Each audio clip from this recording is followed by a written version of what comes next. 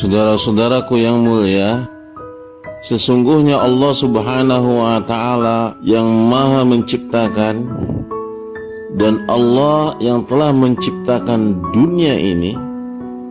Allah Subhanahu wa Ta'ala menyebutkan bagaimana karakter dunia yang sebenarnya, karena Allah adalah pencipta dunia ini, maka tidak ada yang paling mengerti bagaimana sifat dan karakter dunia kecuali Allah Subhanahu wa Ta'ala. Allah Subhanahu wa Ta'ala menyebutkan dunia itu mata'ul gurur, kenikmatan yang memperdaya. Dunia itu takatsur, saling berlomba memperbanyak harta. Juga tafakhur, saling membanggakan kemuliaan. Allah juga menyebut dunia itu zinah, perhiasan. Lahwun, senda gurau yang sia-sia. La'ibun, permainan. Itulah sebutan-sebutan dari Allah Subhanahu wa Ta'ala yang menunjukkan karakter dan sifat dunia yang sebenarnya, sebagaimana yang telah diungkapkan oleh Al-Quranul Karim. Semua perumpamaan yang diungkapkan oleh Al-Quran itu, yang Allah menyebutnya adalah mengibaratkan dunia sebagaimana dunia dalam benak anak-anak. Bagaimana sih anak-anak itu menilai kehidupan? Mereka akan menilai sebagai tempat berhias, dengan pakaian yang warna-warni, dengan mainan yang berbagai rupa, sebagai saling berbangga dengan apa yang mereka miliki, asyik bersenda gurau, bercanda, bermain-main. Itulah dunia anak-anak. Dunia berisi kenikmatan yang melalaikan dan memperdaya, sebagaimana anak-anak yang mereka hidup dalam dunia main-main.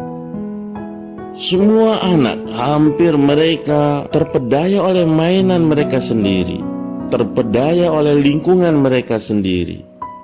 Karena anak-anak memiliki karakter yang berbeda dengan orang-orang dewasa. Apa yang membedakan antara anak-anak dengan orang dewasa? Karakter yang paling membedakan mereka adalah akal pikiran dan wawasan yang dimiliki oleh keduanya jauh berbeda. Akal pikiran dan wawasan anak-anak jelas sangat terbatas.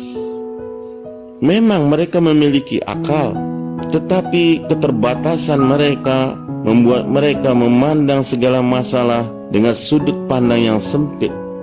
Berbeda dengan orang dewasa, dengan wawasan dan akal yang lebih, maka mereka memandang persoalan dengan sudut pandang yang luas. Bagi anak-anak, mereka tidak tahu apa manfaat kehidupan yang mereka jalani. Bagi mereka, bisa makan, bisa minum, bisa bermain, sudah mencukupi bagi mereka. Tidak ada pikiran mereka sampai kepada kemana mereka akan pergi dalam kehidupan ini, apa tujuan hidup ini. Itulah yang ada dalam pikiran anak-anak. Oleh sebab itu, manusia yang berkarakter anak-anak, mereka akan mudah terpedaya oleh dunia ini dan mengabaikan akhirat. Orang-orang yang menganggap dunia ini adalah sebenarnya kehidupan, berusaha, berjuang keras, bekerja tanpa kenal lelah untuk mendapatkan kenikmatan-kenikmatan dunia, sehingga mereka bisa bermain, bercanda, riang gembira dalam kehidupan dunia ini, sehingga mereka melupakan apa tujuan sebenarnya mereka hidup di dunia.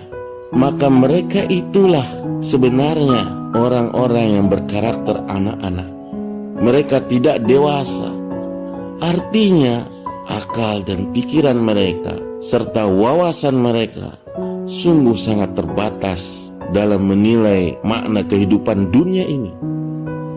Saudara-saudaraku yang mulia, akal dan dunia ini memiliki kaitan yang tersendiri.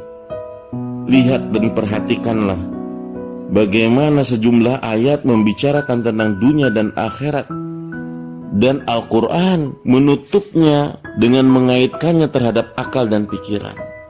Contohnya misalkan di dalam surat Al-An'am ayat 32 ketika Allah menyebut dunia ini sebagai tempat main-main dan senda gurau, la'ibu walahun. Maka pada ujung ayatnya Allah pun bertanya, afala ta'qilun, tidakkah kalian memahaminya? Allah bercerita tentang dunia dengan segala senda guraunya dan main-mainnya, lalu Allah hubungkan itu dengan akal. Apakah kalian tidak berpikir?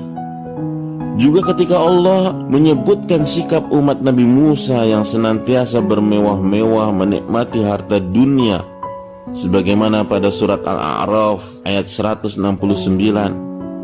Di ujung ayat itu pun Allah bertanya, afala ta'qilun, apakah kalian tidak mengerti?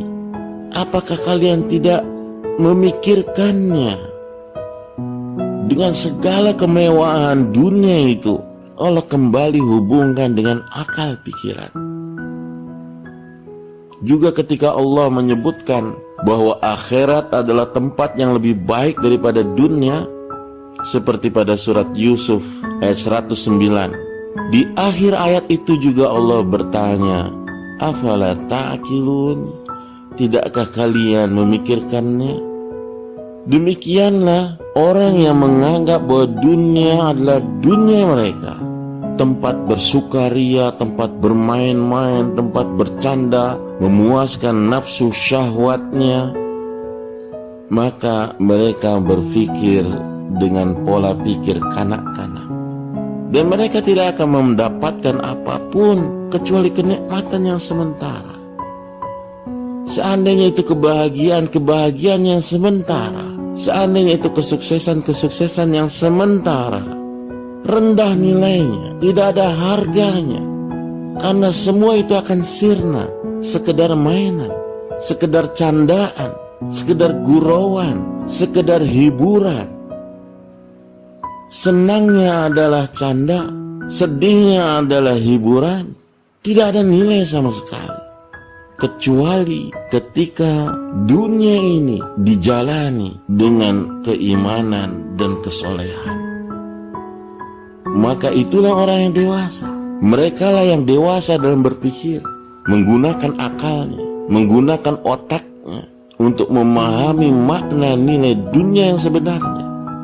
Dia bukan lagi anak-anak, tapi dia orang dewasa yang mampu mencerna dan memikirkan apa sebenarnya hakikat kehidupan dunia, dan mampu membedakan mana yang sementara dan mana yang asli selamanya. Oleh sebab itulah kita memahami dunia berbeda dengan orang-orang kafir memahami dunia ini, jauh berbeda. Semestinya kita memahami dunia persis sebagaimana yang telah diajarkan oleh Allah dan Rasul-Nya. Seperti itulah seharusnya kita memahami makna dunia yang sebenarnya.